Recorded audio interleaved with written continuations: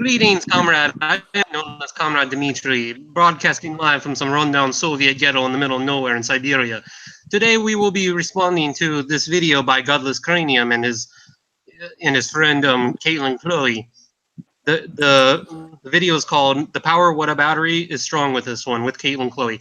This was a response that they did to Mr.Brass's response to Kaitlyn Chloe when she was on the Non Sequitur show discussing about discussing, I forget with who that guy was, but they were discussing and they got into religion, and she started to explain why she believes religion is harmful and whatnot.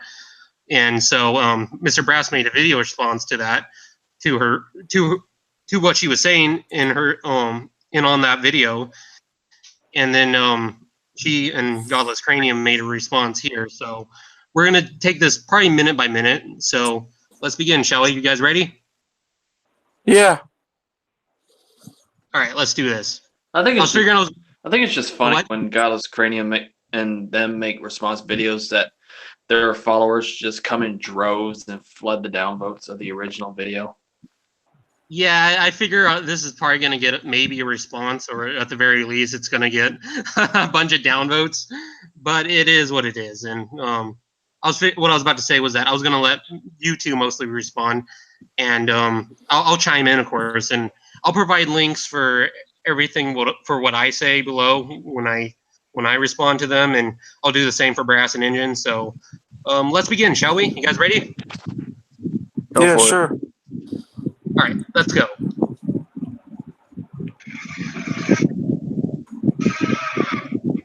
wanted to address a video by Red Pill Religion Control. Non sequitur show. Here's what she originally had to say. Indoctrinated. It didn't happen. It leads to,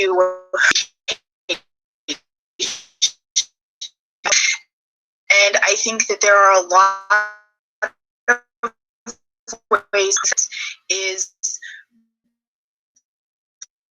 this religious mindset. So anyhow, I thought that I didn't.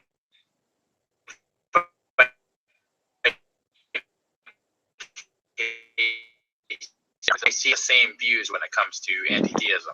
Hi, me on your channel to respond to this mess. I also want to thank Terrace, a friend of mine. All right, so let's stop there. What do you guys have to say in response to that? There's not really much to say. They didn't really get into anything much yet. Oh, I was gonna say, okay. Yeah, I figured I probably should go longer. Sorry, this is my first time, or not my first time, but I'm still getting used to being a host. So I just figured because she called your video a mess. I will say this though. I will say this though. At least I draw my own. At least I draw my own shitty drawings. She has to outsource that job to someone else. Yeah. Look at this mess. Look at the pot calling the kettle black. Well, I was gonna say she's trying to be like you here with that drawing, and how you have your drawing. But I guess this is really non-issue. So let's continue. Who did my avatar for this video, and it felt weird being the only person avatar, so I went ahead and asked if she would create one for me, and she did. It's nice for that. Now, with that out of the way, go into for one, the negativity of indoctrination has to be shown, not taken as axiomatic. Have gotten over the years in our inbox of how hard to thousands of news stories about mental and physical treatment, sexual repression, rape, molestation, homicide, inequality, being deprived of education, being deprived of social interaction, being deprived of medical treatment. Other examples we know of in religious households and communities. All right, so should we stop here? Atheists have never done any of that? Well, yeah, that and like a lot of these things, it's kind of hard to explain. But a lot of what she's saying here are like these rare examples. I mean, she talks about sexual repression. Well, I know many studies that that suggest that Christians, devout Christians, actually have a lot of good sex, and I'll link them too. Believe it or not. Brass, do you want to respond to that? Yes, I mean, here's the thing. So instead of appealing to any scientific studies on that statement, what she appeals to is two things: news stories and anecdotal evidence that she gets from her fan base. That's exactly what I was thinking. Yeah. So I mean, and here's the thing about it: like, we can go back and forth with it. The whole like people send emails to each other about things. It doesn't mean that they're a representative study of enough people. Like hell, I mean, I'm sure if China actually allowed a lot of its citizens to actually send emails a lot and be more active about that, and not to talk criticize their government, like, you know, because they're prevented from criticizing their government. Really, I bet we could see a lot of them saying some bad shit about, you know, how their atheistic government is oppressing people.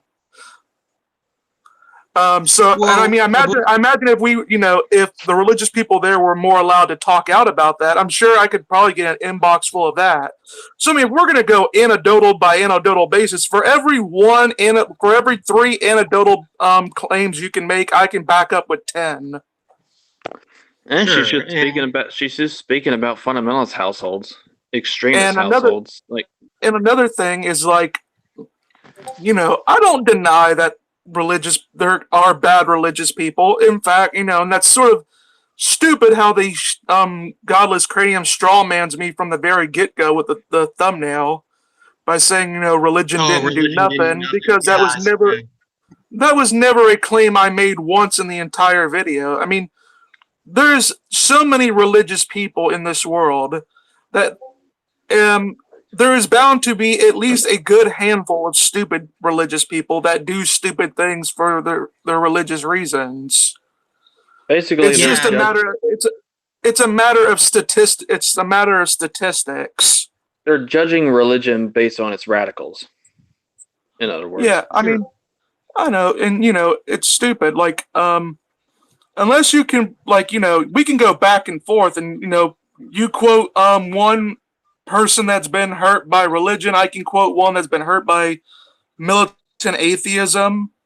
So we can go back and forth on that, and we can nitpick. I can argue that nothing. Yeah. Well, I think here's what she would probably say to that, and I've heard her respond to this. She says, "Well, the difference between that religion and atheism is that when atheists do it, you know, that was state atheism, in other words, and I'm losing my train of thought."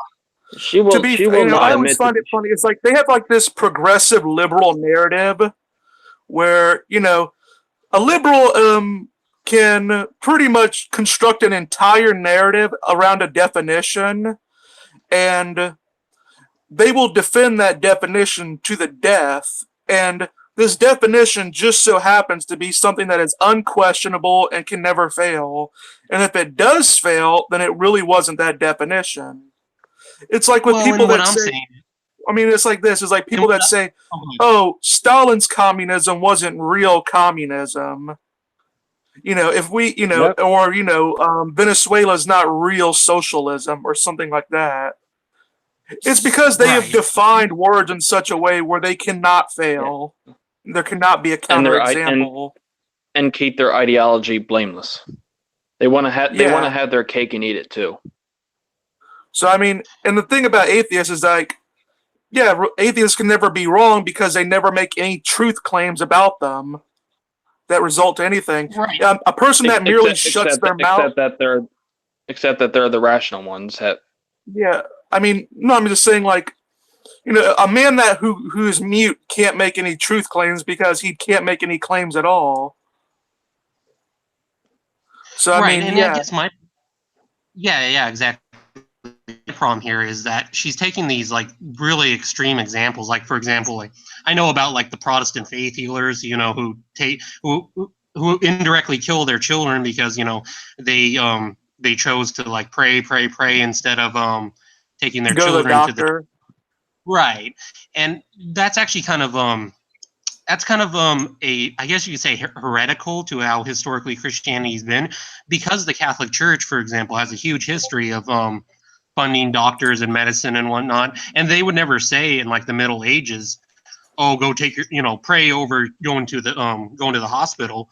That's purely a kind of 20th century Protestant heresy. Well, in all fairness, in the Middle Ages, most doctors didn't even know what the hell they were doing. Well, actually, no. We can. I mean, obviously they weren't like up to date like we were, but they weren't stupid either. Well, yeah, that's what I'm saying. They were experimenting and coming to. It's whenever you start a new project, you're gonna have to go through a couple clunkers first before you get better at it. And that's how it was. That's how it was historically in Christendom and the Islamic world too. I mean, they had interesting science or medicine too. And yeah, that's just my issue, is that she's taking a lot of these like really extreme examples and assigning religion to be like the ultimate cause for it. And basically, sure, there are here's how it really goes. With she defines religion, and her and her man define religion in the same way Christopher Hitchens defines it. Religion is anything that I dislike, and everything that I do like is atheism. Right. Communism is a religion, and and fascism is a religion too. Yeah, that's all it is. It's just complete bullshit definition game. Right, and I definitely agree with that. There are certain religious groups out there that are not the best, at all. But at the same time, I don't think we can just turn a blind eye to all the good religion has done. Now, that's going to come up later here in this video, and that'll destroy their narrative, though. Well, I mean, here's what they'll also say is like, because this is a typical argument that goes up, is like any good thing religion can do, secularism can replace it. I say a lot of problems that we have currently with religion is because of secularism. I was going to say religious fundamentalism is in many ways a response to secular. Religious fundamentalism, as we think of it, is, like I said, almost an invention of the 20th century. So. Yeah, and another thing is like, it's just stupid overall. Like, what they, it's like, for example, secularism, you can blame for a lot of terrorist attacks because, like, in secular countries, because a lot of these religious people there feel marginalized by the secular states there. And when you get a group that feels marginalized and you start making fun of them, then yeah, they're going to break out against you. And a lot of terrorist attacks can be attributed to that.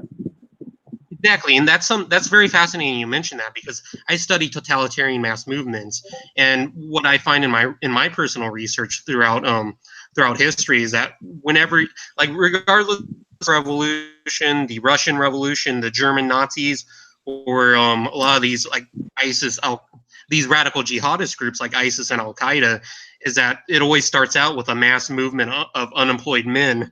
That's true in all these cases. Now, what's interesting is that they would say, well, ISIS and Al Qaeda, they're religious. Well, I guess okay, but I don't view religion as being any kind of religious atrocity, as being any kind of unity compared to a secular atrocity.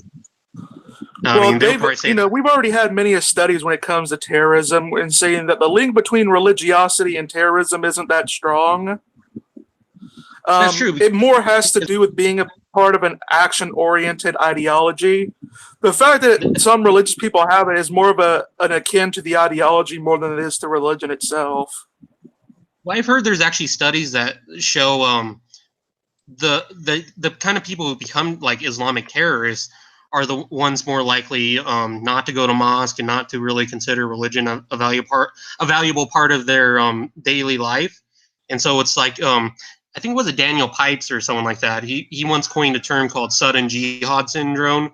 So like you get all these like the Zarnaya brothers, the little one, he wasn't religious. In fact, he was mostly on the jacking off the porn.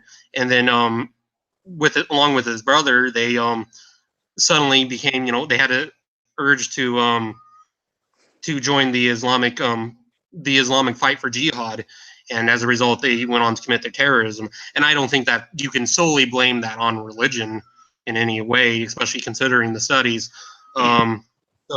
Yeah. Anyone else got anyone else got anything to say? I think we should move on.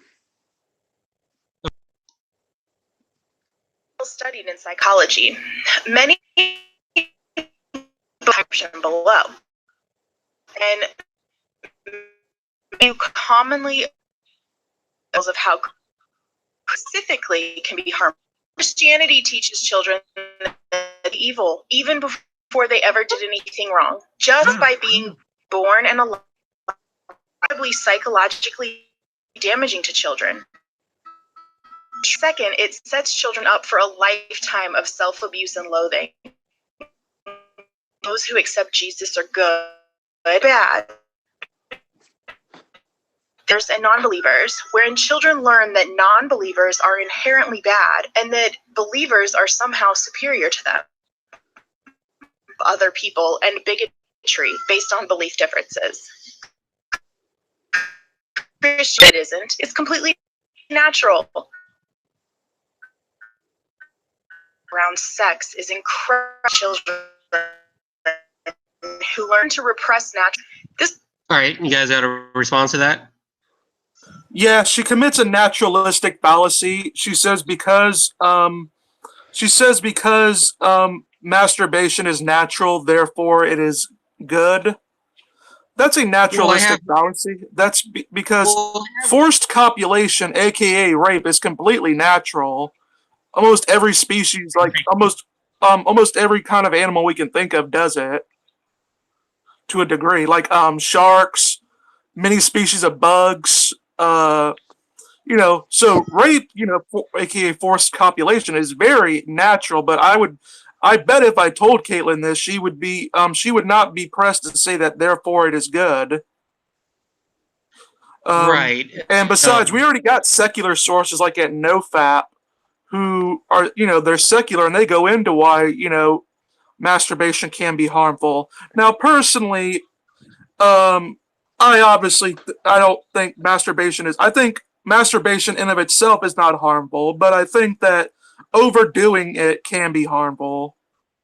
Cannibalism is also natural. It's sort of like it's like I really think of I think of it like I say masturbation is like overdoing anything can really be harmful. So drinking too much water can kill you. So I would find masturbation to be somewhat in the same category, where I could imagine if someone's just a casual person that just does it on like once or twice a day, they're perfectly fine. But if it becomes a part of your life, that can really mess you up and could give you unrealistic expectations and make it harder for you to deal in relationships with people. Well, but she would still say that. So to say it's without its flaw, to say it's without its negatives is kind of disingenuous by her. Well, cannibalism is also cannibalism is also natural in many species. Well, yeah, that's true too. Yeah, many species like Tasmanian devils, I believe, do a form of cannibalism. Well, here's the thing. That's. Well, I mean, they eat the dead. They don't have to be part of the species. All right, you go. Okay. What she's saying is that there are Christian, the Christian denominations that view sex as sinful, and therefore, are they can condemn like teenagers and whatnot for masturbating and whatnot. What would you guys say in response to that? That's what she's saying. I mean, respond to what? Here's the thing with her. She said, Christianity teaches that, people are intrinsically evil, which that's an interpretation that I grant you, but it also teaches you that, while you are fallen, God still loves you. You are under the loving care of a God that loves you despite your flaws. Yeah, but what's is that more dehumanizing than you thinking you're just insignificant specks of dust in an uncaring universe filled with random tragedy where nothing means anything? Yeah, I mean, I go like this. I always say this. I said, really, what is more dehumanizing on a real level? That you are under the loving care of a God that loves you despite all your flaws? Or the view that you are just an insignificant speck of dust no more significant than any other animal on a bigger speck of dust circling around a mindless universe doomed to perish individually and collectively as a species in a relatively short amount of time. I really don't think we can have a contest about which one's more dehumanizing than that. Like Well, on the atheistic worldview, unless you appeal to speciesism, you can't really objectively say that humans are any more objectively valuable than a cockroach. And killing another human is no more significant than swatting a bothersome fly. Yeah. Well, and I guess if we're gonna play that. Oh, and on an atheistic worldview, I mean, well, not, there are atheists that believe in objective morality, so let me just, quit my tongue on that. But I will say, like, at least a majority of atheists I know online, with a few exceptions, do take the view that morality is ultimately subjective. So, at least even with the fundamentalist interpretation that humans are intrinsically evil, at least it teaches you that there is such a thing as good and evil. Here is on atheistic worldview, at best you could get there is pleasurable and there is non-pleasurable. Well, which is completely subjective. All right, you go, Comrade Dimitri. Let me get my thought out. I guess my problem here is that she's ranting about like Christian groups that are like really, really quote unquote sexually repressive and are anti-masturbation and whatnot. But what I don't think she realizes is that there's a ton of sociological research that suggests societies that are more quote unquote sexually repressed, i.e., they're more they have more conservative attitudes about sex and sexuality and that all that kind of stuff, that they tend to be much more successful as societies. J.D. Unwin, he looked at some like 3,000 societies across 10,000 years, and he found that societies that were more quote unquote sexually restrained were far better and were far more successful and whatnot. And many of them were empires even. So yeah, I'm definitely against like those kind of like Protestant puritanical type of fundies out there, but at the same time, I also don't think we should be like total sexual hedonists.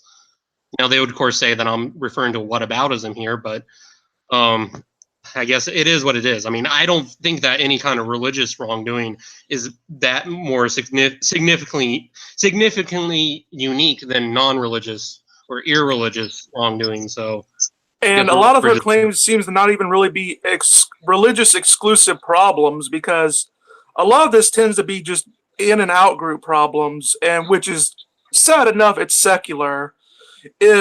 Because I have known it myself to happen where, just for the mere fact of being a deist, I've been kicked out or at the very least made fun of in atheist groups. So there does seem to be an in and out. If we're going to do the whole psychology thing, we can clearly say this is merely just in and out group behavior. And even Phil Zuckerman, their go-to guy, admits that there is times in more secular universities where religious people feel like they're being degraded. Right, and who was that guy? Was it Sigmund Freud, who was like, he was really anti-sex and anti-sexuality because he believed it was like a bestial practice, and he was an atheist, but I don't know. No, that might have been Nietzsche. Nietzsche? I don't know. I guess it doesn't really matter.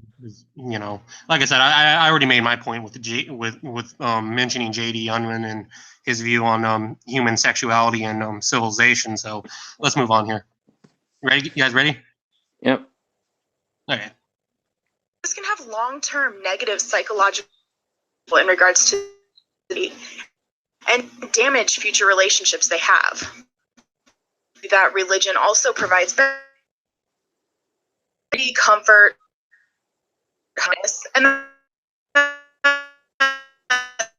unelusive to religion, just as easily or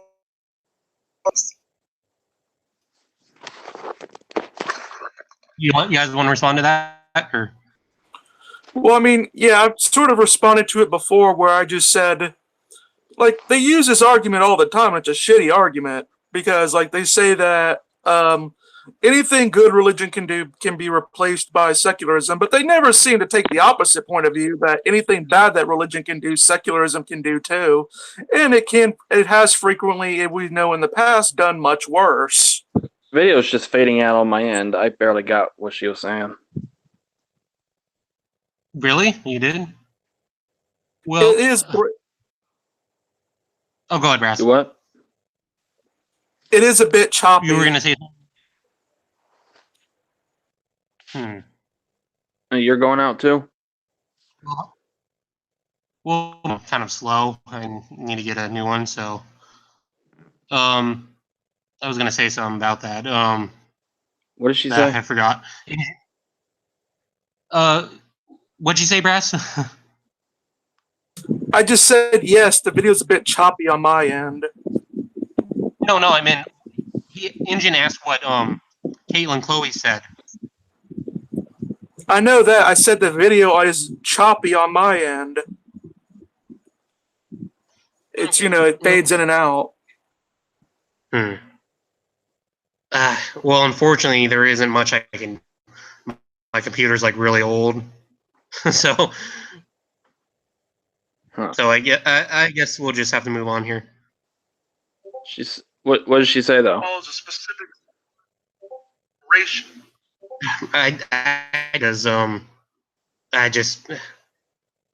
She basically said that anything religion can provide for children, quote unquote secularism or humanism or secular humanism can provide the same. And I mean, I'm always doubtful for this because, on one hand, they say that secularism can provide all these things and atheism can provide all these things. But on the other hand, they say there's nothing to atheism.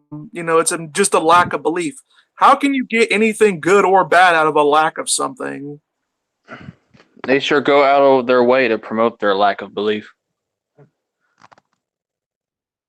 Exactly. Yeah, and I guess my problem is, too, I kind of agree with you, Mr. Brass, is that they never show the opposite. Anything good that religion can provide, quote unquote secularism or secular humanism or whatever, can provide as well. But it's also the same way. You couldn't say that a few decades ago. Exactly. I mean, that was a different time. Anti-theists are just like the foundations that Christians built. Anti-theists are just leeching off of.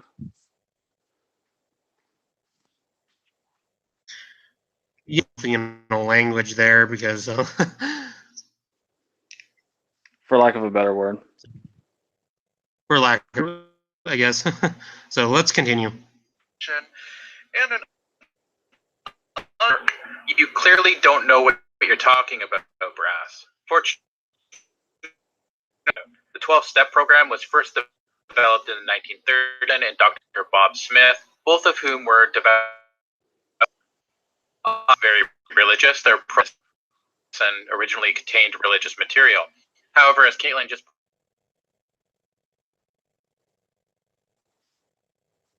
program that is a shittery, it was originally embedded and have chosen to alter the 12-step program so that it can serve original principle and take past actions, while the same that originally came along with it. Casey, you guys got a response? Well, yeah, the dude's a fucking idiot because he didn't get what I was saying. It was, I made no all I was saying is like programs like the 12-step program, like whether they, it has nothing to do whether it's a religious or secular program in of itself.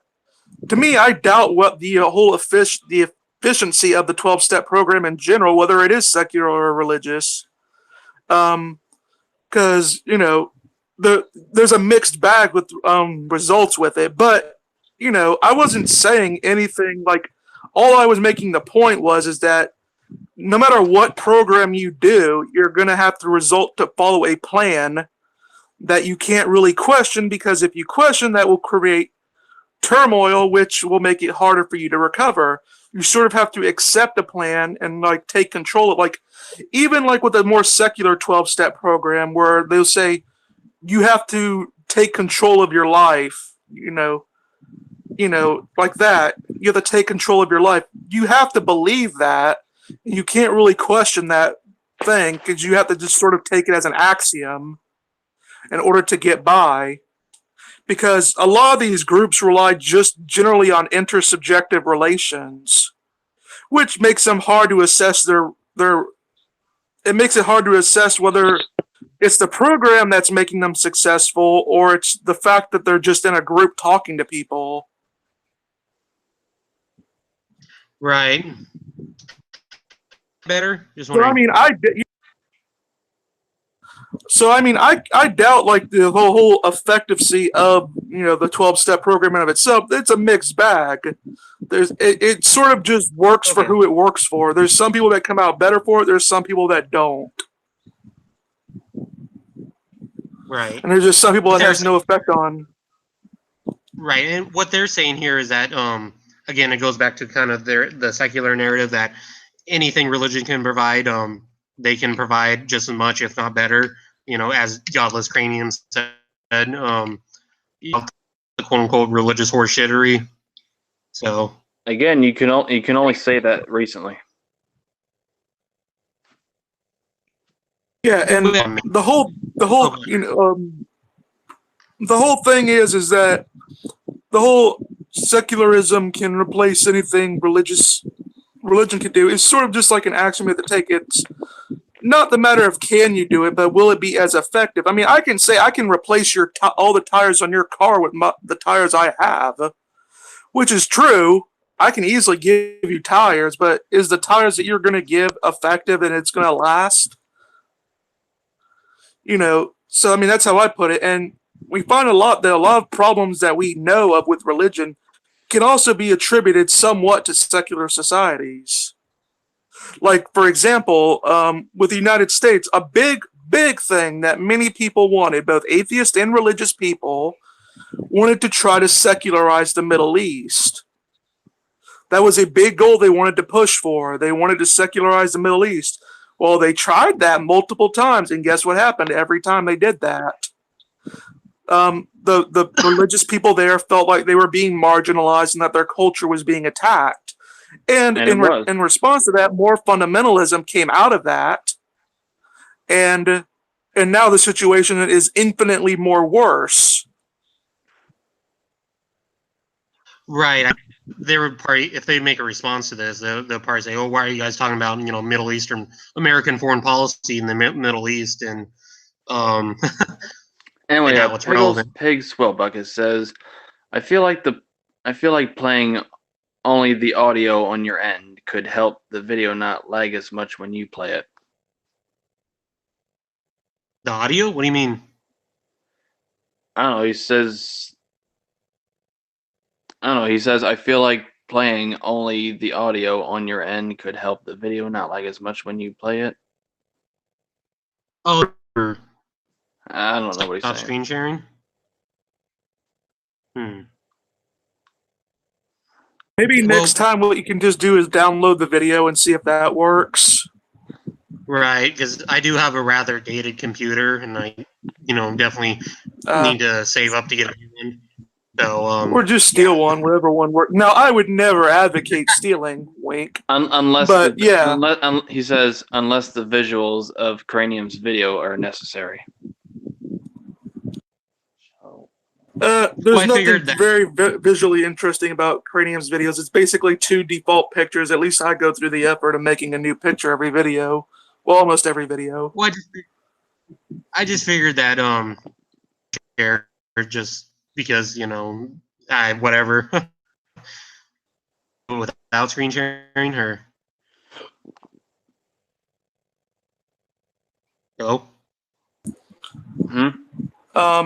You guys. So I mean, I don't know. Maybe you can just play the audio without screen sharing the video. I don't know. Okay, we'll try it that way, and if not, then if it doesn't work, we'll go back to the normal. Okay. Hold on. Stop screen sharing. Okay. So let's respond.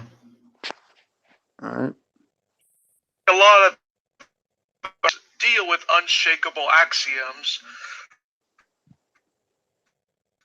Perhaps under unshakable axioms I'm talking about. To people who possess critical thinking axioms because of the evidence that supports them.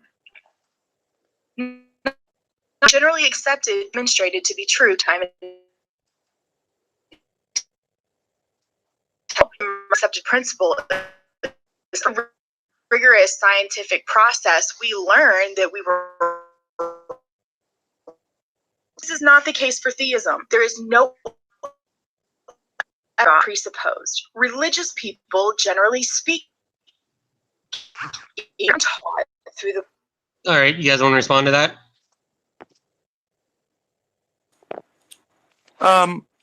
Basically, this goes into the whole, faith is just a belief without evidence, yada yada yada. At this point, any atheist that spouts this garbage is retarded in my book. They have never once read any commentary. They have never learned anything about pistis or amen. They really have no business criticizing religion because they have no fucking idea what they're talking about. She insinuate that she is a critical thinker. Well, by the way, I could say, I imagine that's not a problem for critical thinkers. Sorry, you and Godless Cranium aren't one of those critical thinkers. If you're an anti-Christian fanatic and a Christ mither and think Hitler was a Christian and all that other shit, you are not a critical thinker by any stretch of the imagination. You are a fucking ideologue. That's all you are. That will be all you will ever be. I'm sorry, it and come out with it. I'm sorry, little girl, but you're in no position to patronize anybody. Yeah. I'm here too from kind of an Enlightenment view of what that's a relatively new definition of faith and how they considered it. I mean, before the Enlightenment meant your civic duties and your responsibility to your family and whatnot. Steve Turley, who Max, interviews a lot, he talks about the definition or view of faith, and yeah, I guess what I was going to say too was that you guys should be careful because there is. Faith is defined in Hebrews 11:1. Yeah, I mean, well, here's how I'd say it. Like, she criticized my use of axioms, unshakable axioms. What I was meaning is like they come into the conversation, for one, like how they do here, where they are condescending as hell, and they make the presupposition that either your opponent is stupid and don't know what they're talking about and they're against science, therefore irrational, or they make some presupposition that religion is bullshit and merely just look to find evidence that confirms their bias. That is what I meant by unshakable axiom. How did that come in? Did the audio come in better? Not on my end. Damn. Well, I guess it's better anyway, just to do it that way without screen sharing. So we're gonna continue on. I gotta get a new computer, so if you guys want to give me $500 each. All right, so I was gonna say something about that too. Well, I guess not. I already said it. So I guess I just hate how she's like generalizing and said that she said Christians don't critically think about stuff. I mean. Well, she's not a critical thinker anyway, so whatever, just move on. Yeah, let's continue. And or testing God is bad and will resolve consequences. Faith is belief in the absence of evidence, and that is the unshakable axiom. Fucking moron. Presupposition. You guys want to respond? But belief without evidence. No, it's defined in Hebrews 11:1. It's the convictions of things hoped for, the convictions of what is not seen. The substance convictions of those not seen. Well, I mean, even that's not supposed to be a general definition of faith. That's supposed to be more like a layout of any faith, not just religious faith. And another thing that you have to note about it is like, what was the things unseen is the future. That was the thing that's unseen. Pistis and Amun mean roughly the same thing. They mean loyalty. And loyalty is based on evidence. And if you actually read all of Hebrews 11, you find it deals with people who all had God firmly, reveal himself in their lives, thus giving them evidence. And what the things unseen was that they knew that they put their trust in God, and they trusted that he would, even after their deaths, proclaim, continue on making good promises for his people. It's more trust. Right. The kind of faith she describes is faith. Kind of faith she describes is like more like fightyism.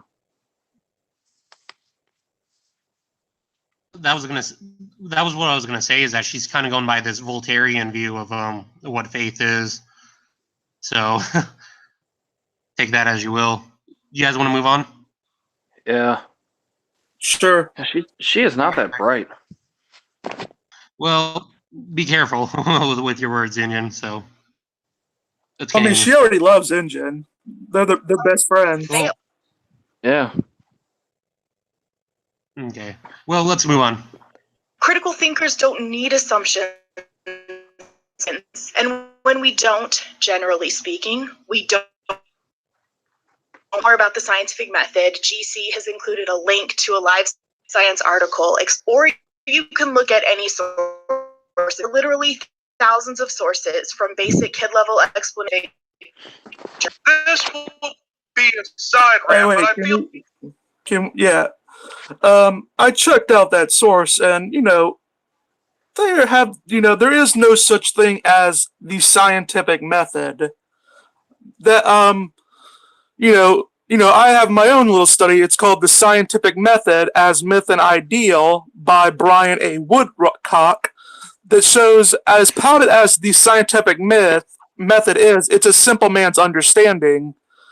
He I quote, "On the contrary to the popular view, however, almost all modern historians and philosophers of the natural sciences would agree that there is no such thing as a single, unique scientific method. The whole idea that data trumps theory, that the process is mechanical and that individualistic objective, is a myth. Instead, scientists themselves think of a polarity of methods available as a toolbox for different purposes." So exactly. Yeah, bitch, I know a little thing about science myself. If I could get her to come onto my channel along with you, would you have a discussion or debate with her? No, not really. No, I mean, for one, the only reason why I even did the response video in the first place was because I had the script more than 70% done, and I had the photos already ready. If I would have been any under that, I probably wouldn't have even made the video to begin with, because I despise them on every level, and I have made sure to block them and everything in order to get away from them. Right, but we're kind of going after them right here, so. All right, defense, I guess. Just let's play more. All right. Do you have anything to say, Injun? Just go on.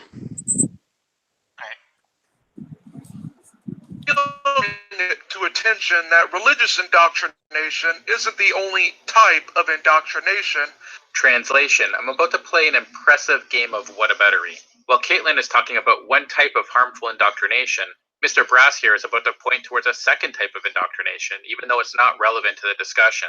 It's not like we don't agree that other forms of indoctrination are bad, but that doesn't mean we can't point out and talk about this one specific form of indoctrination without talking about the others. It reminds me of an argument about Twitter recently. Here it is. I just want to bad experience I have with when talking to ex-Christians is this constant need for them to bring up Christianity when we're talking. Yes, we know, we agree, Christianity is bullshit. Islam right now. It's like going into a cancer fundraiser and saying, but what about AIDS? Like, cancer. As political. Okay, what do you guys have to say in response to that? What was that all For about? one, Armin is arguably a worse source than Rational Wiki, which he got on me on the first video. So yeah, that's for one. And for two, like what I was doing there is like I said side rant. That was the origin. That was the first two words I said out of my mouth with it, and I said it's a side rant. I acknowledge that this isn't exactly what's relevant to the discussion, and it could be different. I was merely bringing up the fact that there are other forms of indoctrination into this. I nowhere said that you could not focus on religious indoctrination, and you could not focus on. I didn't say you couldn't refer to either one. I was just bringing it up as a side issue. Define indoctrination, because there's different definitions of it. Indoctrination originally meant to teach. Yeah, but then over time it's become synonymous with brainwashing. And that's largely due to the rise of totalitarianism throughout the world. Indoctrination, the act or process of forcing somebody to accept a particular belief or set of beliefs and not allowing them to consider any others. I am not for that.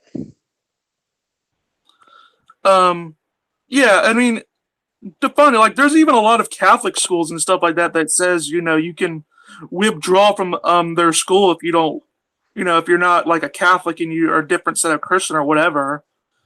So I mean, you could consider other viewpoints. No, there should be there should be no compulsion in faith whatsoever. Yeah, I mean, and also we have to distinguish between religious indoctrination and religious socialization. Right, exactly. The U.S. is, even if this is how I describe my experiences when I was a Christian, because religion was never really taught into my house. But because of the fact that, I grew up around a lot of religious people, and even though it wasn't really mentioned a lot, I still grew up somewhat religious merely because of the fact that the society I'm raised in happens to be religious. So I was socially religious. And it really required no indoctrination. And this is my problem with the whole atheist definition or what they imply by indoctrination, because let me give you a story. When I was in high school, I had a U.S. government teacher. I forget her name, but she basically said that how most families come to whether they're Republican or Democrat is not because the parents sit them down and say, look, we're Democrats and we hate those Republicans, or vice versa. It's because it starts out due to the conversations they are having about various social and political issues, and therefore the children hear that growing up, and usually they reflect what their parents are. And so if the conversations lean more kind of toward conservative politics and social issues, they'll be more likely to identify as Republicans. And same with the Democrats or liberals and the Democratic Party. So yeah, I have a huge issue with how many atheists, what many atheists imply by quote unquote indoctrination, because even though I'm not a Christian anymore and I don't really go to church anymore, I grew up with in the church and it was relatively okay. I mean, I'll admit I was socialized into it, but they would say that I was being indoctrinated into it, and that's from given the history of 20th century totalitarianism. So yeah. What do you guys have to say? Anything else you guys have to say?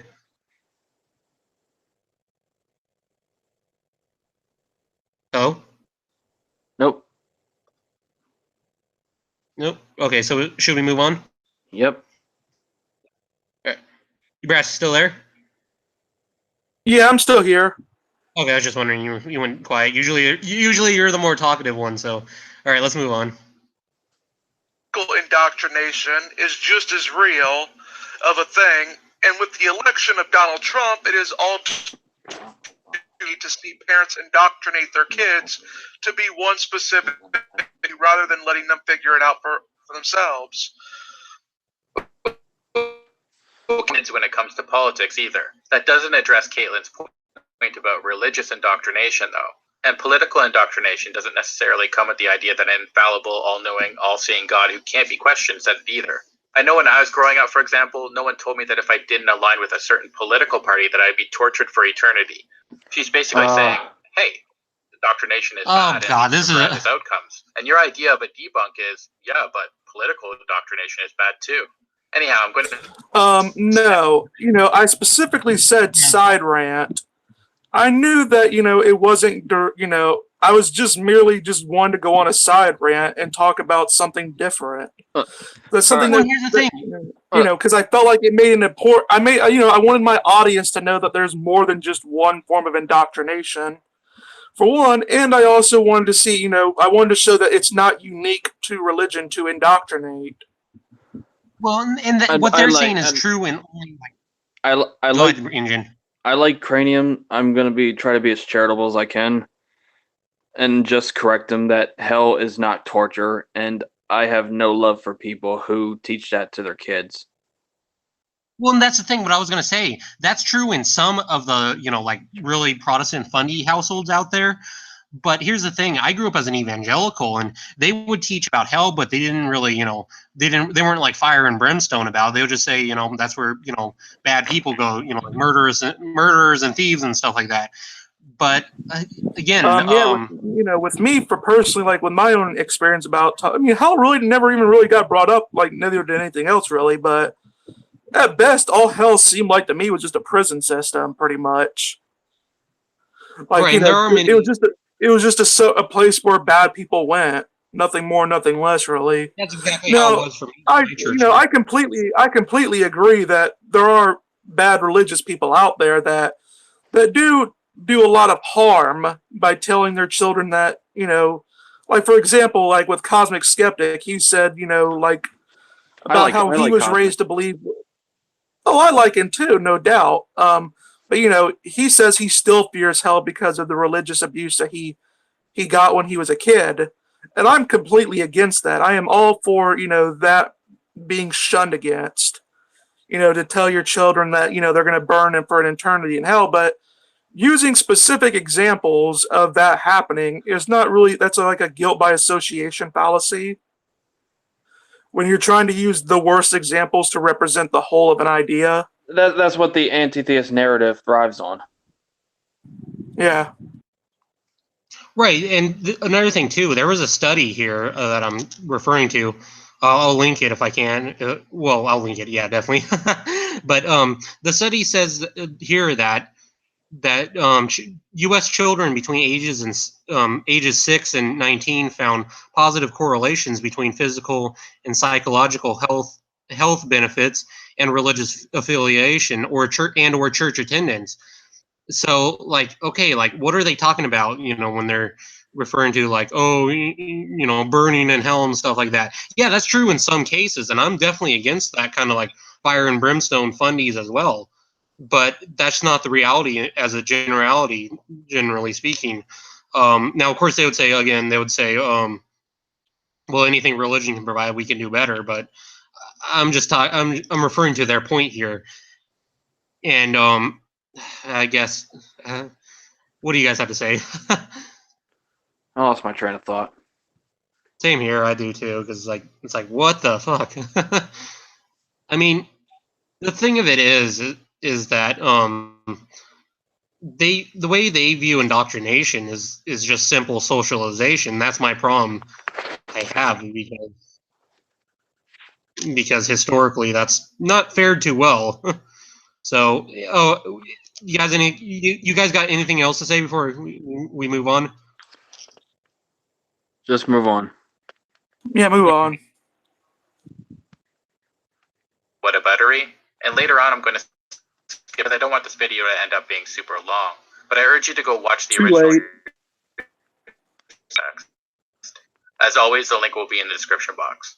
having a belief in God in of itself isn't really something you can be indoctrinated with, as it appears to be natural, as the books Justin Barrett's Born Belief, Why God Won't Go Away show. Religions like kids with the belief in God, but rather they are informing them about a belief they already have. I always put it like this: belief in God, but a belief in a particular religion often has. We're not wired to believe in God. Our brains explain the unexplained and search for meaning. And when we can't explain the purpose in it, we tend to veer toward any kind of explanation possible for brains are biased in this way, but not to serve as a for adaptive and survival purposes. Multiple studies have shown that the area of the brain involved in deciphering people hear or talk about God or pray. But the same areas of the brain light up when one thinks about any special authority, your mom or dad. It also lights up when you consider other types of non-religious have also shown that neurologically speaking, the reason tales persist is that they are easier to remember because they are to understand. For more information. All right, so what do you guys have to say? Now she's going to pretend she's a science expert. Yeah, I actually read some of the papers, and for example, she used the whole memory and mystery, the cultural selection of minimally counterintuitive narratives, where mentally counterintuitive is qualified as concepts that violate ontological expectations and intuitive theories of science, such as, ghosts that can walk through walls, frogs that can talk, etc. And here's some quotes that they put from the paper themselves. The Bible, for example, is a succession of mundane events interspersed with a few counterintuitive occurrences, such as miracles and appearances of angels. So they're saying, for example, the Bible is mostly mundane stuff with the occasional miracle in it. So, and here's another quote they say, finally, we emphasize that we do not claim that human memory was designed to favor MCI narratives such as the ones we observe in religious and mythical traditions. Quite the contrary, such narratives were most likely culturally selected because they successfully exploited the already existing cognitive architecture of the human memory system, which was naturally selected to solve adaptive problems that were quite unrelated to the propagation and cultural stabilization of counterintuitive narratives. So what you're saying? Memory is necessary but not sufficient in cultural selection of such narratives. Even many atheists will tell you that we are hardwired to believe in a higher power.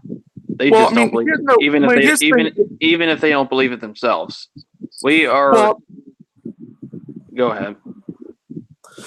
Well, they strawmanned me what I said. I did not say that God was hardwired into the brain. I said that belief in God was natural. That is not the same thing.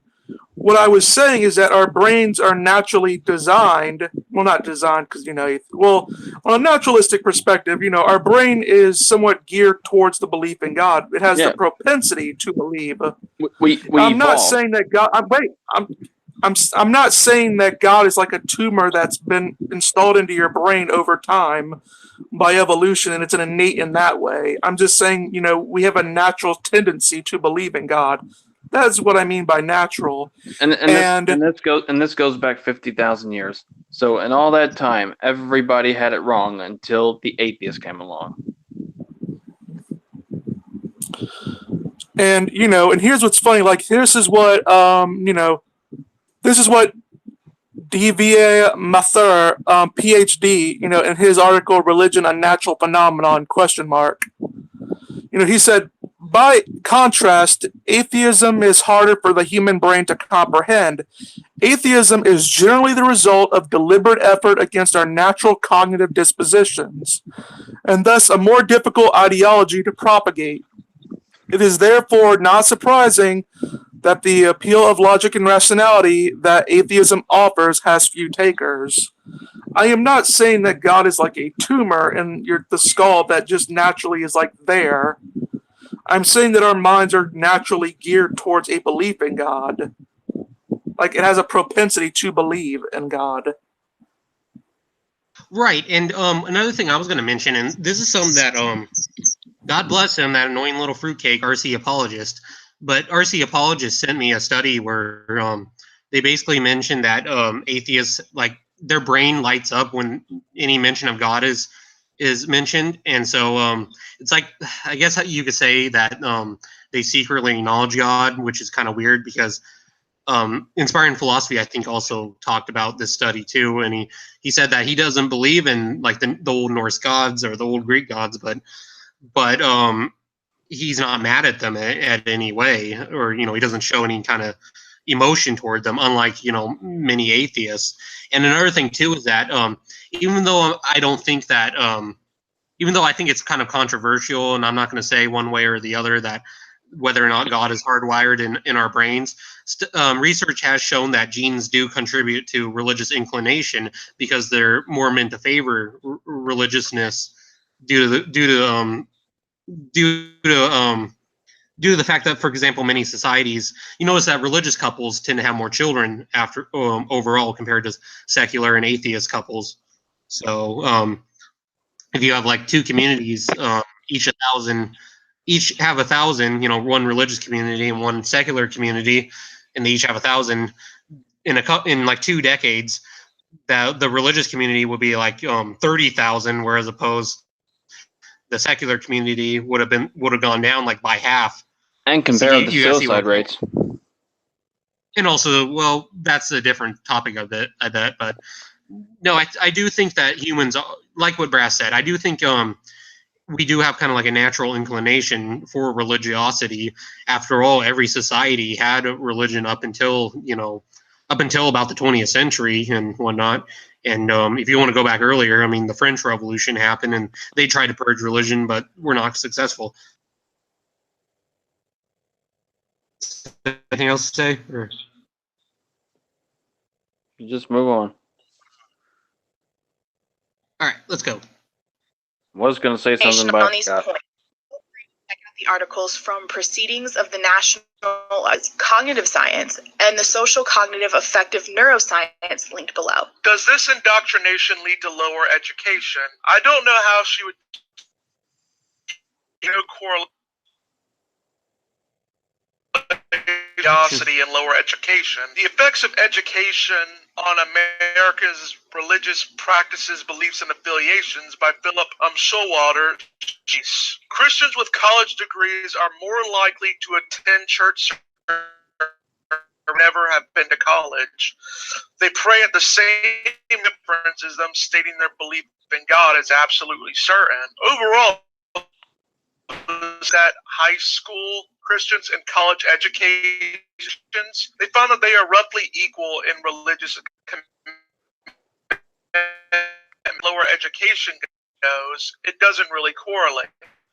Shown that educational attainment among the religious varies significantly depending on the religion and the region of the world you are in. Philosophers of old and many religious people think that religion is the underlying basis of social order. Unfortunately for all, society shows us otherwise. There is a proven correlation between not only religion, but religion and a lot of societal issues, and many studies all over the world. Highly secularized countries tend to fare better in terms of crime rates, prosperity, equality, freedom, rights, humans' rights, educational attainment, and life expectancy. An article in the Evolutionary Psychology Journal by Gregory Paul explains how studies based on 25 separate measures, life, abortion, teen pregnancy, STDs, unemployment, and poverty, have shown that the countries dysfunction are also the most secular, and those with the highest rates of social dysfunction are the most religious, as measured by self-professed belief,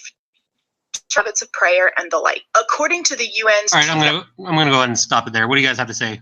Honey, take a trip to China and North Korea. See how you fare there. this really comes down to the whole Phil Zuckerman argument, and they make false correlations here. Places like Austria and Switzerland are highly religious but have notoriously low corruption, less violent crimes, etc. And they have even less murder rates than New Zealand, Denmark, and Sweden. Also, less religious places like Estonia, Latvia, and North Korea have high murder rates. Estonia has the lowest percentage of believers in other countries in Europe, but has a higher murder rate. Well, here's what I was going to say. Well, let me get my thought across, and then I'll let you guys continue. The thing of it is that I've seen a lot of those so-called studies too. They oftentimes measure, because there's so many different countries out there, like that are more secular, and but they also have smaller populations. So if you take all the Nordic countries and combine them into one, they're instantly invalidated just by North Korea alone. China. Because North Korea is, like you said, has a high homicide rate. It's impoverished and it's a totalitarian state, but it's also officially an atheistic state. And yes, it is an atheistic state. Yeah, then they're going to think they worship their dictator like a deity, but they don't. It's a cult of personality, and cult of personalities do not count as religious belief. Well, Kim Il-sung, and also you have to take into consideration that a lot of these places, they have help from the U.S. government for their military. So yeah, they can afford to, have a little bit more luxury because they don't have to deal with their military. There's also they like to brag that there's less crime, but there's still crime, nonetheless. Well, but here's the thing. What was I going to say? Let me get this across. Kim Il-sung, who was the first leader of North Korea, he said that they could not build a communist society along with the religious, so they had to be purged. But to go back to that other thing, what you're saying about crime, they say there's less of it, therefore it's better. But like I said, what I'm talking about is populations. Most of the quote unquote secular populations are concentrated not even in Europe, but in China, where, like you said, it's a totalitarian state, basically. And there's also correlation between ice cream sales and murder rates in LA. Oh, really? But yeah, also, I know if I kill someone, the first thing I want to do is get some ice cream. Well, and also, and what these things also, what they're spouting also doesn't take into the fact that there's many studies that look at individual religiosity, and it shows the exact opposite. I'll link those studies too, because yeah, it's one thing where you could take a secular country and say, oh, it's better, and a religious country and say, oh, it's a craphole, but how does that matter for individuals and whatnot? Basically, a problem I have here. It also goes into intrinsic religiosity versus extrinsic religiosity they can have very vast different results when you compare them. Like, for example, an intrinsic religiosity is someone that considers their religion their means, while an extrinsically religious person considers their religion a means to an end. And it's so Christian. Basically an intrinsically religious person will be someone that, they truly do believe in their religion and that is their main thing. While extrinsic religiosity is someone that's maybe using religion to get something out of it, like a social order, or, to go out and meet people. And as far as Europe goes, it was previously Christian countries that allowed atheist propaganda to flourish. Whereas whereas in Muslim countries, they'll deny you the right to be anything but a Muslim. Well, and I was going to say too is that secularism is actually a relatively new phenomenon in mostly, like the Nordic countries, for example, because I was looking at the research and it showed that, up until the 1980s, Sweden was very religious. The church, didn't start declining until the 1980s, and it wasn't until 2000 when the Church of Sweden was de-established as a state church. So, yeah, I mean, I think that's a little premature. Well, yeah, and it's another thing to say, like, all these countries had low crime rates and low corruptions before they became atheistic. So, I mean, really, I don't think anything has to do with their religiosity here. Well, it's a large body of research that shows that secularism is actually contributing to the decline of like the economic powerhouse of Europe, because there's an article from The Economist by a gentleman named Niall Ferguson, and the article is called "The Atheist Sloth Ethic," and he points out that in the more quote unquote secular countries, they're also much more lazier.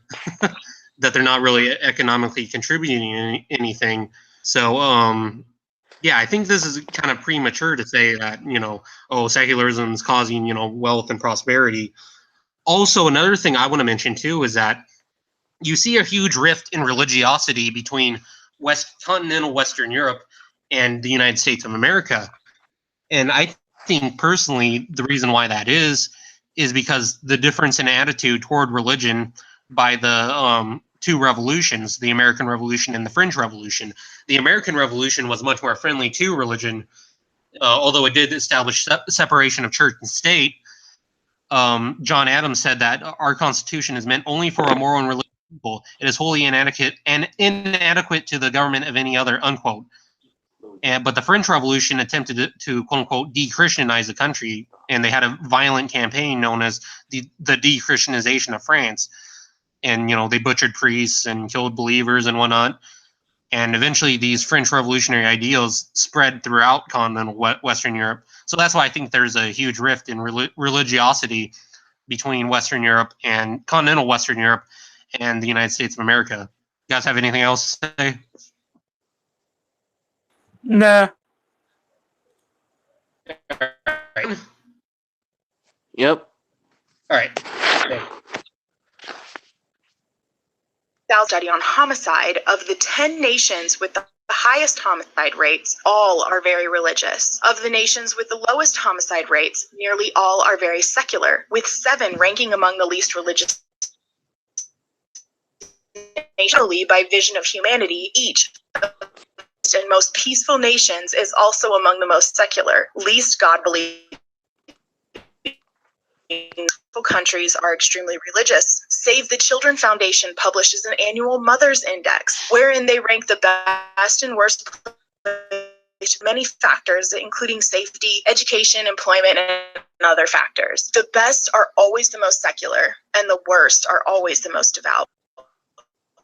Of preventable diseases are poor, uneducated, highly religious countries. Gallup surveyed 100 to determine religiosity worldwide. In nearly all countries which claim lives, the standard of living is extremely poor and low education. In these countries, religion plays a more functional role. Unfortunately, it does nothing to help bring their people an escape from reality. Psychology. All right, you guys got anything? You guys want to respond? Hey, Barbie, look at the headlines from the Cold War. Who is causing all those problems? Militant anti-theistic communists. Well, and that's another thing too. I think she's not considering that most of these developing countries are pulling themselves out of the chaos of the Cold War. She's being very selective in her studies. Well, yeah, and if you want to talk about violence and peace and whatnot, the 20th century was much more atheistic and anti-religious and secular, but it was also much more war. There was much more warfare. There was much more conflicts going on at the same time, and compared to communist atrocities, ISIS is child's play. I was going to say, North Korea. I hate to say it, but North Korea actually makes ISIS look kind of sympathetic. I would rather live under ISIS control than North Korea or China even. With what they do to Falun Gong practitioners and whatnot. Yeah. Yeah, it's just, I've just been reading some of their Psychology Today stuff. Yeah, it's just, I don't know, that's the whole correlation, not causation thing, I can always get into it. I was going to say, and that's also, not counting correlation does not equal causation, too. I mean, another thing is you have to take into consideration, like, they include places like highly religious places like, let's say, Africa. Yeah, the same people that have fought off violent, politicians who have survived multiple, wars and campaigns against them. Yeah, I wonder why they're in such bad shape. Yeah, definitely. I mean, a lot of those African countries, when And guess what? And you idiots are people that are taking advantage of their hardships in order to further a propagandic game of saying religion is the problem and ignoring the fact that these people are in pain because of the fact of stupid wars that some secular societies had put onto them. I was going to say it's all your fault. Stop believing in God. Well, let me get this thought out. I read from the Daily Mail that the biggest contributor of weapons to ISIS was not the United States, as previously thought, but was actually the People's Republic of China. So it's like, okay, that's kind of interesting how this atheist state is contributing to religious conflict just so that they can further their influence. So yeah, it's just really stupid stuff here. Yeah, again, I mean, like I said, I would talk about, correlation does not equal cause and whatnot. Like I said, I think like I said, this is why I say that their secularity thesis is premature. I think in the next several decades, we're going to actually see more modernization that's going to coincide with religion and religious growth. So you guys want to move on? Or? Yeah. Yeah, you can go.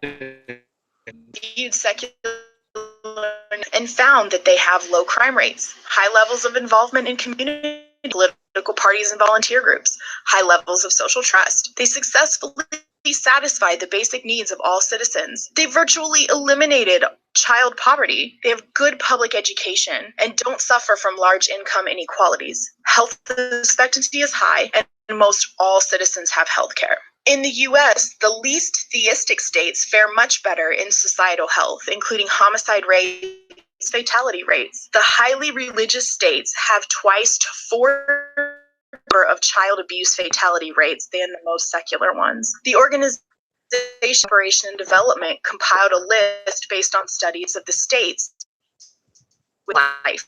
They used information on various indicators: rates, obesity, diabetes rates, child abuse rates, educational attainment levels, unemployment rates, income levels, rates of STDs, teen pregnancy, etc., to determine the quality of life. And it clearly showed that and religious states have the poorest quality of life, while people with the best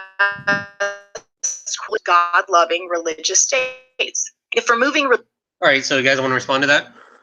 She's mainly judging that based on the South. Based on what? The negativities of religious way of life is mostly from the South. Yeah, I was gonna say, like the deep South too, like Alabama and Mississippi. Yeah. Yeah. Well, I haven't really gotten a chance to go into the study to see how valid it is or not. So, I mean, I can't really comment a whole lot on it. Doesn't it just seem convenient that religion's the big bad boogeyman behind every bad thing? Well, and that's what I was going to say. Correlation. I was going to say that again. Correlation does not equal causation. Yeah, remember, ice cream sells as much as murder rates. And the amount of... and there's also a correlation between the amount of cheese consumption and the number of people who died tangled in their sheets. Yeah, and also what I was going to say too, we're not considering about the religious, how religion fares among, the people itself. There's all kinds of studies that suggest it is beneficial, and that's more of a direct causation than, just saying, oh, this state happens to be a shithole because it's religious, then, or, this state is prosperous because it's more secular. So, should we move on? Yeah. Sure. All right, let's go. religion from the equation caused a decline in society. See that among these studies, but we don't. In fact, the opposite is true. William James, a meta-analysis on the effects and contributions of public charter, and religious schools on student outcomes showed, adjusting for socioeconomic factors, private religious highest level of academic achievement. They also have the greater racial harmony than public schools. So nation can lead to a greater academic success in studies. First of all, the only real statistic we have to work with when determining performance of private schools versus religious schools is national, in which private schools do in fact come out on top. Keep in mind, private schools don't, and while a lot are, religion or God belief has little if anything to do with private schools over their public counterparts. Classes also, the student to teacher ratio 0.2 versus 16.1 students per teacher in public schools. A lot more individual attention at private schools. Another advantage that private schools have over public schools is that they are not under state supervision, diverse curriculum than a public school can. They also have more college preparatory and gifted studies classes. In addition, they tend to offer a much wider activity. Socioeconomic status is another significant schools an advantage over public schools. Private schools are allowed to pick pens. Public schools are not. So private schools can reject students who... And in Canada... All right, so you guys want to respond? Hello? Nothing really important. Well, yeah, I guess that's true because it also goes into that a lot of them. They'll say like it's not really about religion, but it's like what kind of God people believe in. You know, it says like people that believe in a forgiving God account for more violent crime than an unforgiving God. So, you know, take into that consideration. There's only one God. It's just the question is which version of God. Oh, and you know, like, and here's the thing about this school thing. I said, you know, if anything, that was what I said. I didn't make, like, I was saying that this is definitely, that, like, religion is definitely the cause of it. Because, you know, just, you know, you can't, I've used a meta-analysis in order to be more, you know, to have more of a good way. But I also made sure to word myself good and say, if anything, because, of course, it is a good possibility that religion is not a factor into this, and it could be other things like the things she mentioned. Okay. I was just simply bringing that as an alternative. I was just simply bringing it up. I was saying, if anything, you know, if you had the choice between a religious private school and a public school and just a charter school, you would more likely choose the religiously private school, because if you're going by academic success alone. Right. I wasn't saying like directly that means like, of course, that means religious people are, you know, I mean, that means religion is obviously the factor. And I was just bringing it up as, you know, an if anything thing. How far are we in the video? We're almost done. We got about 2 minutes, or about 3 minutes here. All right. Can we move on?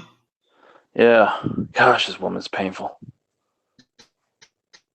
See pretty much the same thing when it comes to Canada's discriminatory funding of Catholic schools in 3 provinces.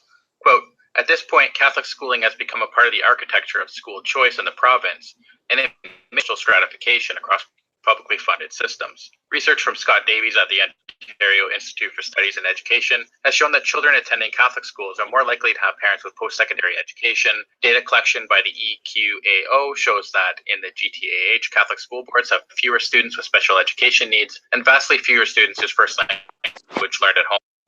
Quote, we also see that funding, when amounts to 2 separate school boards, drove much needed.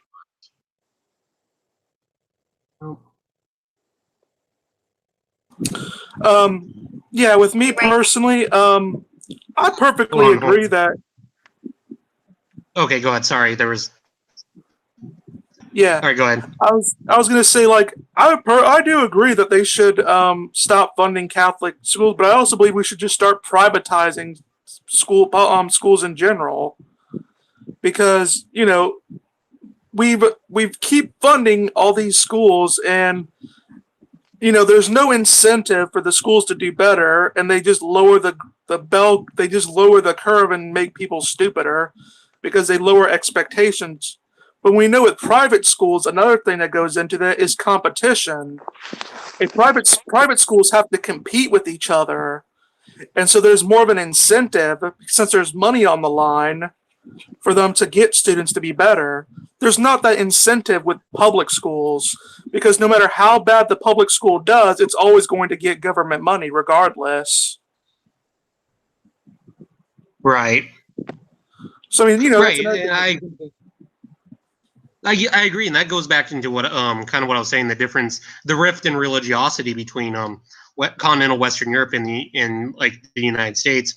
The reason why I think we are a much more religious country is because we never had this is one of the reasons, is because we never had a state church like many of those European countries did, and so there isn't this huge apathy towards it. I thought she was going to get into the creationism being taught in schools for a second. I'm against that also. Here's how I believe it. I believe, it shouldn't be publicly funded either way. Now, if it's privately funded, they do it, it's private, then that's on them, because they'll end up having to compete with each other over it. And if they can't compete, they'll end up having to go out of business. Right. Well, we should move on. So let's try to get this out of the way. Ready? All right. Let's go. KC also makes the ideas, which is a vague objection. Yeah. Don't line up with reality and promote bigotry, discrimination, self-loathing, and hatred towards people outside of their group. Many Christians literally walk around with a torture device in the form of a necklace and go on about how they needed a human sacrifice to wash away. They're promoting the idea that vicarious redemption. Those are bad ideas. Mike, familiar with these sorts of bad ideas. What exactly is? Do you see his clip there? Or his, sly little fucking jab at you guys? Which, I don't see it. Oh, like he said that red pill religion is promotes bad ideas and whatnot. So does he. Yeah. Yep. Anti-theism is a worst idea. Red pill just gives back what it gets. And seeing how you're friends with guys like Richard Carrier, it seems like you know a lot about bad ideas yourself, Mike. So yeah, you have no fucking business going after my friends. I recommended he interviewed Tim O'Neill, and he just ignored me. Well, and here's the thing. I mean, I kind of like Godless Cranium, but when he was just ranting there, he sounded like a stereotypical, 2008, internet atheist. Oh, religion promotes this and bad ideas and bigotry, and that's why we have to fight it. I mean, I don't know. Even a fan of his said that he's a lot less open-minded than he was half a year ago. Who, Cranium? Cranium? Yeah, Cranium. Yeah. Okay. Yeah, definitely. That's what anti-theism ultimately does to you. It drains you. Just like feminism. Well, and I think certain anti-religious views are intolerant as well. I mean, of course they're saying I'm performing whataboutism, but I like I said, I don't view any kind of religious wrongdoing as any more unique than any non-religious or anti-religious or irreligious wrongdoing. So maybe that's just the difference in philosophy or worldviews there. So whatever, I guess. Let's move on. You guys got anything else to say, or? Oh, no, it's good. I just wasn't expecting that. Like guilt by association much? Well, I mean, another thing is he goes into how it teaches vicarious punishment is a tradition of Christianity, where you're punished for someone else's actions. Yeah, apparently, I've already answered that kind of question in my response to the non sequitur show, where I go into the whole the penal substitution. But you don't want to go with theology with anti-theists, because their theology level tends to be around the same level as Ken Ham is. They're just as knowledgeable on theology as Ken Ham is. Yeah. All right. Well, should we move on now? Let's move on. Try to get. All right, let's go. Is a bad idea that doesn't conform to an already assumed conclusion, or is it promoting ideas that are contradicting all known evidence? I don't need to say how the first one is stupid, and if it is, then with all the atheists, flat earthers, and religious figure mythicists, like the atheist community is immune from having bad idea context. And no one said that atheists can't hold bad ideas or that they're immune to conspiracy theories, etc. Again, you're spouting whataboutery, as if it's a good argument. Just holding bad ideas doesn't excuse the bad ideas found in religion. Hold bad ideas and acknowledge that other bad ideas exist. Anyway, that's all I have for you today. Thank you, Kaitlyn, for helping me with this video. I've been channel, and if you enjoyed this video, please check them out. Let's stop there. All right, so this is the final. Yeah. And I never said you could not, I was merely bringing it up as a point that, I don't find anything unique in religion when it comes to bad ideas. And, and I said, because, really, they went after me in the comment section where I seriously used, atheist flat earthers or atheist historical religious figure mythicist groups. I could have really used anything. I could have used atheists that believe in tarot cards, atheists that believe in ghosts. I could have used any of them. But, the thing is, I used those because they're modern. They're more modern. And, and the thing is oh, go ahead. The thing is I always tended to just, I was merely just pointing it out. I was saying that they're just not immune to it. I wasn't saying that, I was just merely pointing out that it's not it's something that's completely evident to religion. It can be, even without religion, it's still going to be there. And there's no evidence to show that with more secularism, less bad ideas are going to come out of it. Right, and can that really even be considered a whataboutism at that point? At whataboutism, as I understand it, because I dealt with a lot of Stalin apologists back in in 2014. People who think Stalin didn't murder as many people and he did more good and stuff like that. But basically, what about bring up if you bring up an atrocity and you say in response you say, oh, what about this other atrocity? That's not exactly what you were doing, right, Brass? Because no, I was merely pointing out there's nothing unique about it. I don't deny that religion has some bad ideas, but I'd say that that's also the same with secular ideas. And I have no reason to believe that with or without religion we would have any more or less bad ideas than we currently have. In fact, atheists rag so much on how the internet has made so much information available that it's easier to get away from religion now than ever before. But on the same hand, they have to acknowledge that with the internet, things like flat eartherism has also propagated, along with conspiracy theorists of all other sorts. And it's not really whataboutism if you acknowledge if you acknowledge the Inquisition is wrong. Yeah, that's not really whataboutism if you acknowledge the Inquisition is wrong, but you bring up, say, the French Revolution's de-Christianization campaign, which was infinitely more violent. See what I'm saying? Yeah, I'm not saying you can't speak about it, about both. I'm just merely saying that they're not unique. And I don't really see any reason to believe why they would, that the number of bad ideas would decrease with secularism, seeing how secular humanism has never been tried as a society before. Let's be honest. It could go worse or it could be better. Let's be but honest. we simply have no current society on us that, where we can say it failed on its merits. Do you think loving your enemy is a bad idea? Well, if he has a gun to my head, then I would assume yes. It's the same. Well, you didn't hear. Do what? But another funny thing is he put out the whole cross as a torture device. Yes, Christians are very well aware of the fact that that was what killed their savior. But they consider how a symbol that can mean one thing can have other meanings to it. Like for example, the peace sign,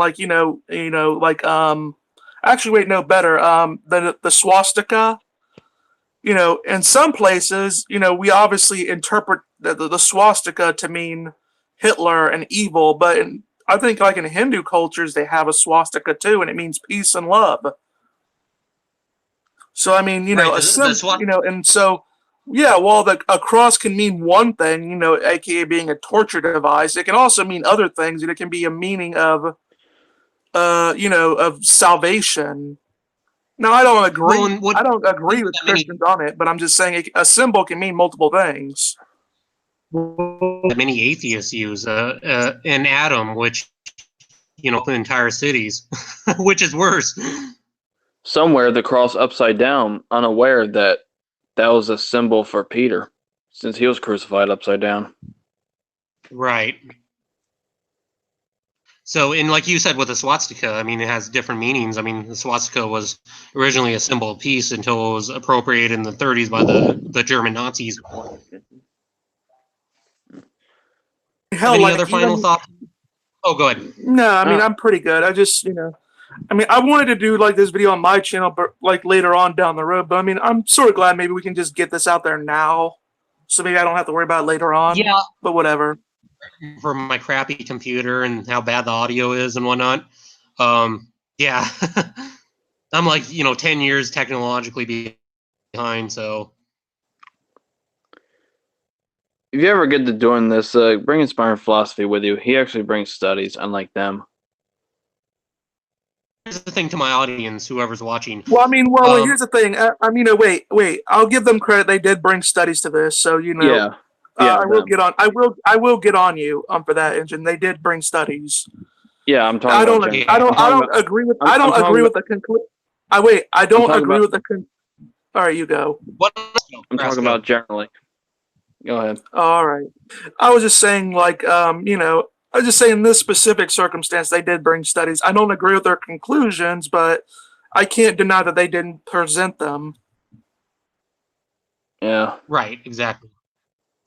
And I'll link. But it's very convenient how it supports their biases.